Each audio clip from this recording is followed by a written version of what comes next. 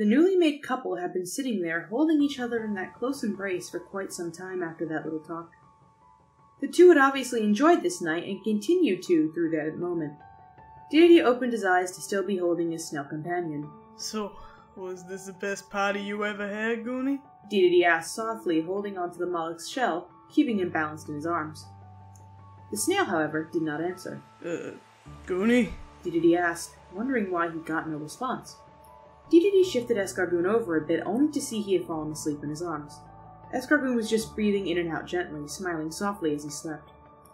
Dedede didn't want to wake him up, but at the same time, still wanted to talk to him more. He didn't want this night to end just yet, but Escargoon looked so cute when he slept.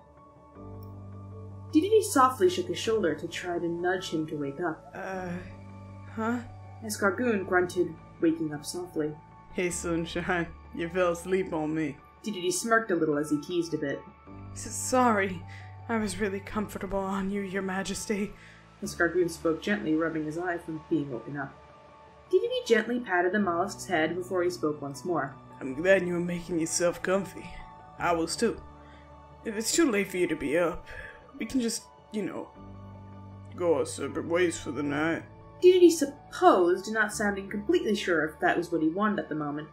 If Dedede was being honest with himself, he wanted Escargoon to stay more than anything at that moment. Well, I don't have to go just so I can sleep, sire.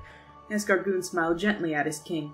I'll just try to stay up, it's fine. The snail yawned.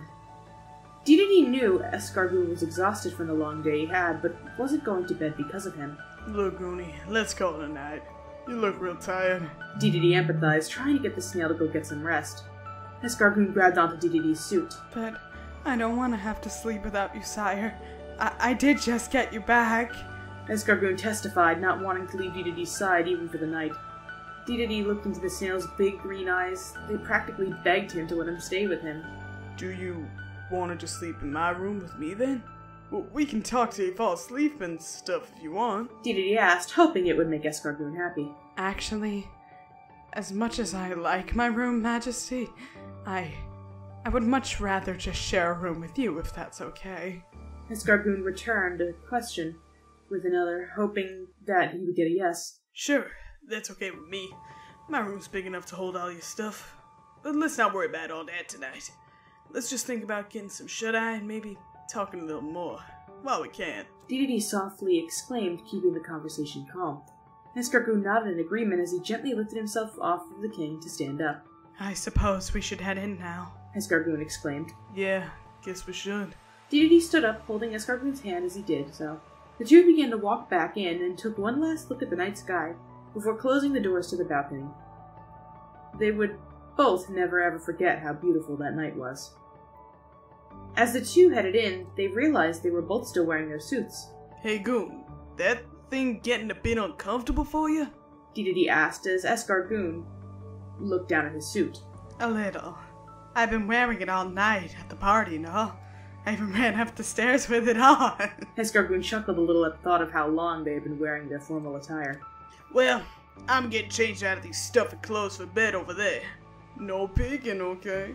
Dedede teased as he walked behind his changing doors. I won't. Escargoon chuckled once more as he walked over to the dresser.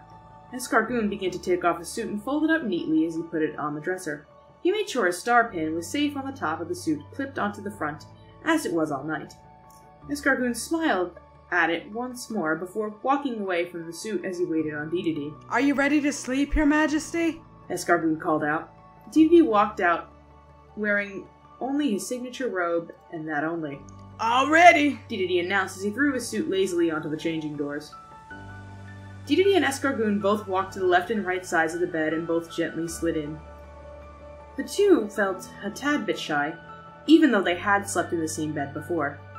Suppose it was the newfound love doing so. So, I guess we just sleep now? Dedede asked as he turned onto his side to look at Escargoon. Well, no, we don't have to sleep yet. We could still talk a little more. Escargoon smiled softly, resting his head on the soft pillow as he turned to face his king. Well, what you want to talk about? Dedede asked sweetly. Here's a good question. How did you get a bed this big and this comfortable? This bed feels amazing. Escargoon grinned as he sunk into the bed a bit, feeling more and more comfortable by the second. Lots of money I happen to get off NME. And keep it between us, they don't know I took nothing. Dedede smirked as he looked to the snail that was his lover. Dedede, that's so devious! I knew you still did a few crummy things. Escargoon smirked, knowing how Dedede acted. Dedede just smirked again before sighing happily. Let me ask you something now. How are you so cute? Dedede asked as he put a hand on the snail's cheek. Escargoon giggled softly before answering. My jeans? The snail blushed as he answered. But Goonie, you don't wear pants. Dedede answered, clearly not thinking of the same word. Escargoon just chuckled in response as he shifted closer to Dedede so he could hold him close again. You are the cutest and yet the dumbest person I've ever met, Dedede. Escargoon grinned, looking up at his king as he felt himself get sleepy. I know. Ain't that something? Dedede smiled as he now looked like he was ready to fall asleep as well. Guess we should find this sleep now, huh? Dedede said as he felt his eyes grow heavy staring at Escargoon. Wait, there's one more thing I have to do before this night ends. Escargoon said gently as he inched even closer. He put both his hands on Dedede's cheeks and pulled him in for a gentle kiss on the lips. Or, well, beak. Dedede was a bit surprised by this, but smiled gently as it all happened. Escargoon was right. That was the last thing this night needed. They both blushed as it all went down. They held the kiss for as long as they could, before having to let go to breathe. After they stopped, the two breathed, gently looking into each other's eyes. That was amazing. Dedede let out between breaths. That was all I needed to make this night perfect. I love you so much, Dedede. Escargoon let out in between his own breaths as well. Dedede wrapped both arms around Escargoon before speaking again. I love you too, Rooney. I love you so much that I got more stuff planned for you tomorrow. We gonna do anything you want. It's gonna be great. That sound good? Dedede asked, looking down at Escargoon, who looked sleepy as ever. Yes, Higher. That sounds great. But now I just want to sleep here with you. Escargoon spoke gently. Okay. Night, Escargoon. Dedede said, shutting his eyes and drifting off to sleep slowly. Escargoon grinned before shutting his eyes too and gently muttering. Nighty-night, Dedede. As those last good nights were said, the two had fallen asleep in the most comfortable way they could. They both hadn't slept this well in quite some time. The fact they were together must have let them sleep with ease. And so, the tale ends here.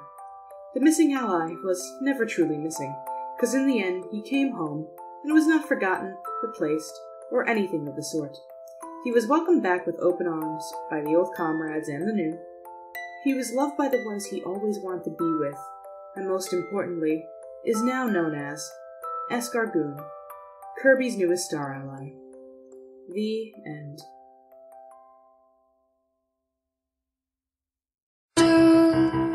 Birds on a wire. One tries to fly away, and the other watches it close from that wire. He says he wants to as well, but he is a liar. I'll believe it all. There's nothing I won't understand. I'll believe it all. I won't let go of your hand.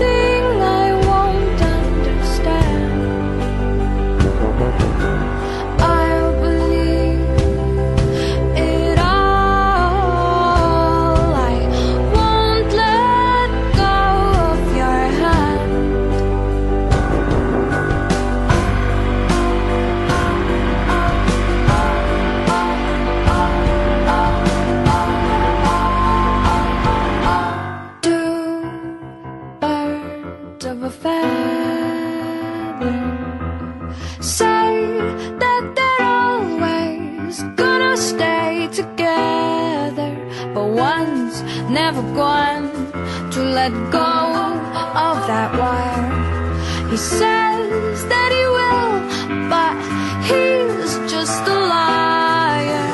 Two birds on a wire. One tries to fly away, and the other watches him close from that wire. He says he wants to as well, but he is a liar.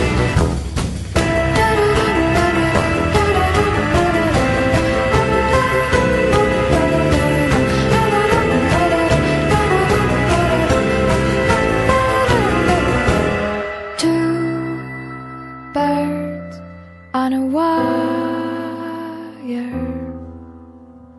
One tries to fly away,